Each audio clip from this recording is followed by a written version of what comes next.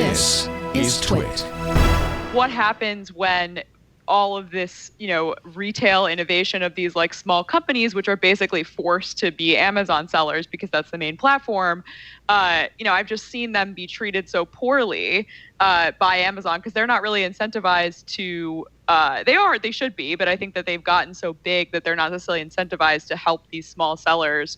And a lot of them have moved away or tried to, but I think that Amazon is so big. But with that said, I do think some of the things that are held up as like the scariest things about Amazon, for example, like the fact that they're selling generic label products that are similar to, other products for sale, that people hold that up a lot as like, oh, well, like Amazon's trying to do everything and, that they're selling all these generic products. It's like, have you been inside Sephora? Have you been in a Walgreens?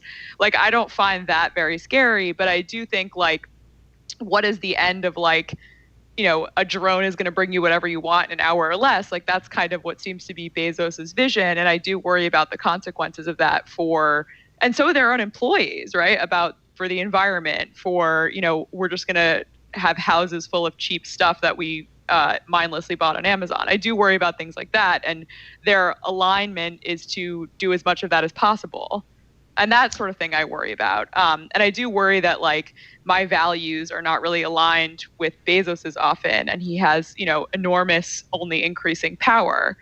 So there are things to be worried about. But yeah, I don't know if there's it's like Amazon's giving us what we want, quote unquote, but is that what we're going to want in the long term and what's good for like the health of the planet and for ourselves? I don't know. I felt bad when I was ordering a lot of stuff on Prime, and I don't have a Prime account anymore. And I think I do a lot less like mindless consumption because of it. Interesting. How do you balance out though the concerns about the, I think everything you said it resonates with me. I wonder though, like how you weigh hypothetical future problems, like future dangers that Amazon could pose if they act in certain ways against like actual harm being done by other companies right now in the way that they are acting. And like, I think that Amazon is posing a tremendous risk to the environment right now, and that global warming is happening right now, and it's not something we have to think about as hypothetical. And we know that their injury rate is far above the average for, in similar sorts of situations. I think that like sometimes Amazon is held up as this labor boogeyman, perhaps because they're so big. And I think that we have to look at like, labor practices across the board. But I do think that these harms are already occurring. Like they definitely are already happening. And I think that, to Amazon's credit, after they got so much pushback about the environment, I think it's phenomenal that Jeff Bezos wants to donate so much of his wealth to this issue, and that they have, really strengthened their climate policies. But for a long time, Amazon just was like, it was like crickets about the environment, whereas a lot of their, competitors, which I know it's hard to compare Apple or Google to Amazon because, they're very fundamentally different businesses in some ways. But, I think we're leading the way on climate. And Amazon was just kind of silent until their own employees started really acting up about this. I would also prefer a more heterogeneous environment. I worry that if it becomes the company store, then that's when we see the most predacious behavior. Yeah, we like it now, but wouldn't it be in our interest to encourage competition to Amazon just so that we do have choice down the road? Well, yeah, I mean, and that's a hypothetical. So maybe, right? That would make sense, but that isn't. I think the environmental impact, the labor impact are very real, and I think that need to be and happening. Pressure now. Needs to continue being applied to it. A lot of the other stuff is hypothetical, like are we going to regret it when there's no other options and they're going to jack up prices? Well, that's.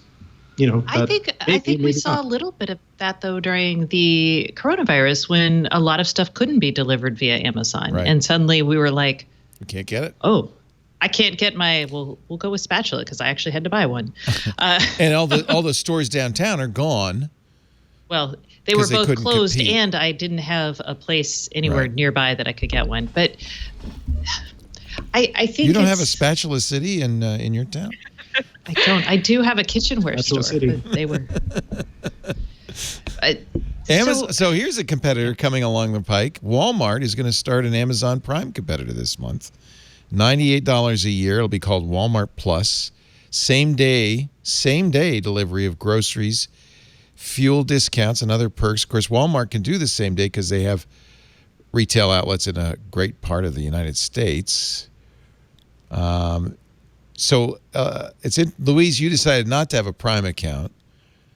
Would you consider a Walmart Plus account? Absolutely not. No, I mean, and it's not, it wasn't like, this political statement. I think sometimes when I tell people, yeah, I got rid of my Prime account, it was not, of course, like, I think that it's important, especially as someone who covers this company, I think it's, it would be a little bit hypocritical if I was covering this company critically and, I was ordering Prime packages every single day. There are reporters who do that and that's fine, but it wasn't like a holier than thou decision. I was just like, I was buying stuff when I thought about it, and then I would order it so quickly on the Amazon app and then get it and be like, oh, I really kind of wanted this 2 days ago, but I didn't really need it. Like, it's just so frictionless. And I think that that's what they're encouraging, right? That's the alignment that they want for you. So I don't want anything like that just makes it way too easy to buy things. It's too good. It's too good. Yeah. I think it's like, I want to be more careful and more intentional about what I buy and where from. Yeah.